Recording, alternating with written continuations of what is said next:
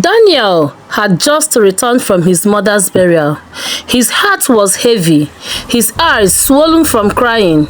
The house felt too quiet, too empty.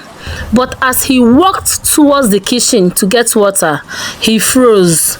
There, in the bright kitchen, stood his mother, her burial clothes still tied around her body, her back turned to him, and she was stirring a pot just like she always did. Her quiet voice floated through the air. "My son, food is ready."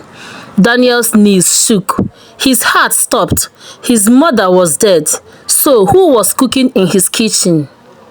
Daniel could barely breathe.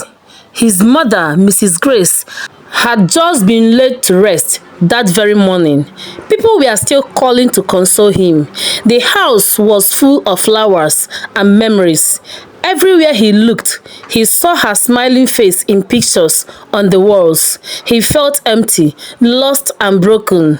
He walked slowly towards the kitchen, thinking maybe a little water would calm him. But the moment his hand touched the kitchen door, he heard it, the gentle sound of a pot boiling. That sound shouldn't be there. There was no one else in the house. He pushed the door and his body froze like ice. His mother, the woman he buried with his own hands, stood by the gas cooker. She wore the same white wrapper they buried her in. Her hair was wrapped the same way. She even hummed her favorite song, the one she always sang when she cooked stew on Sunday afternoons. Daniel felt his heart jump to his throat. "No, no, no! This can't be real!" he whispered, shaking. He took a step back. His legs felt weak, like they would break. Tears filled his eyes, not from sadness, but from fear. His mother turned slowly, her face calm, a faint smile resting on her lips, just like when she woke him up for school as a child. "My son," she said softly, "why are you standing there? Come and eat." The room felt cold. The lights flickered. Daniel's skin crawled. His mind screamed to run, but his heart whispered, "Could this really be her? Could Mama come back to take care of me?" He tried to speak, but no words came out. He clung to the door, staring, shaking, unable to move. His dead mother had come home, and she was cooking dinner. And Daniel had no idea if she came out of love or something much darker. Daniel's chest tightened as his mother smiled at him again. Her voice was calm, too calm. "My son, sit down. I made your favorite." The kitchen table was already set, just like she always did when she was alive. Plate, spoon, glass of water, everything neat. But Daniel didn't move. His mother's hand looked pale, almost transparent, and the pot she stirred seemed to flicker, like smoke passing through it. Fear crawled down his spine like 1,000 ants. "Mama, you are gone," he whispered, tears rolling. She didn't answer that. Instead, she turned back to the pot and stirred slowly. A mother never leaves her child. Her voice sounded gently, but underneath there was something strange, something not human. The air felt heavy, like the house was holding its breath. Daniel wanted to run. He wanted to scream, but something pushed him forward. Love and fear mixed together. He stepped inside the kitchen. That was when everything changed. Her smile faded. Her face suddenly looked stern, the same way she looked when he misbehaved as a child. "You forgot your promise," she said quietly. Daniel froze. "What promise?" Her eyes darkened, glowing faint silver. "You said you will take care of me. You said you will never leave me alone." Her voice shook the room, not loud, but strong, like it came from somewhere deep beyond life. Daniel's heart dropped, and memories rushed in. He had once promised to care for her forever, but when she got sick, he became busy with work. He visited late. Sometimes he didn't answer her calls. He always told himself there would be more time. But then she died. Guilt stabbed him like a knife. Mama, I am sorry, he whispered, voice cracking.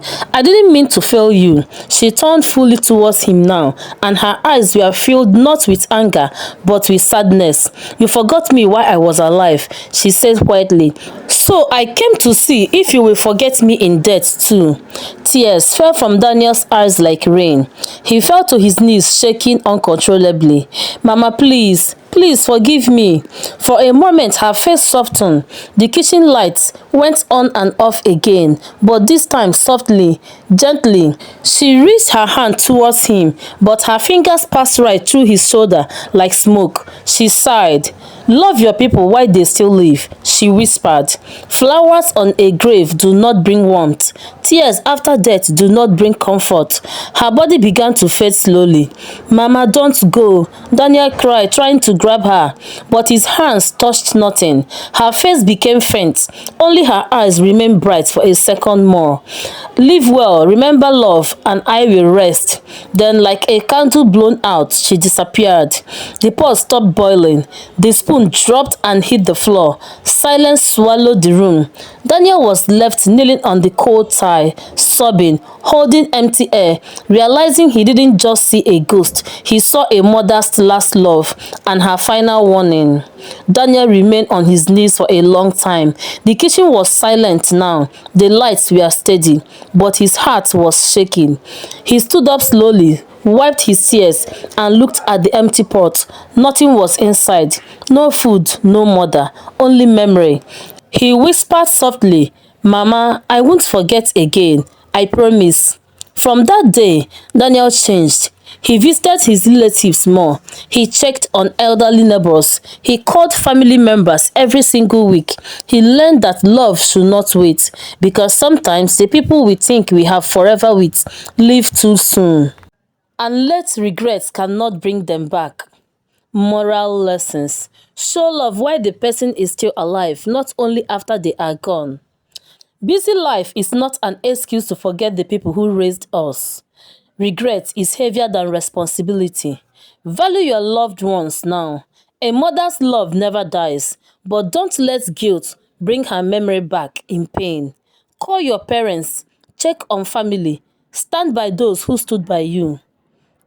Thank you so much for watching this emotional story. Please, if your parents or someone precious is still alive, call them today. Show love while they can see it and feel it. Tomorrow is not promised. If this story touched your heart, please like, comment and subscribe to my channel. Your support helps me bring you more powerful, emotional and life-changing stories like this. Stay with me and let's keep learning and growing together through storytelling. God bless you for watching. Don't forget, love loudly while you still can. See you in the next story.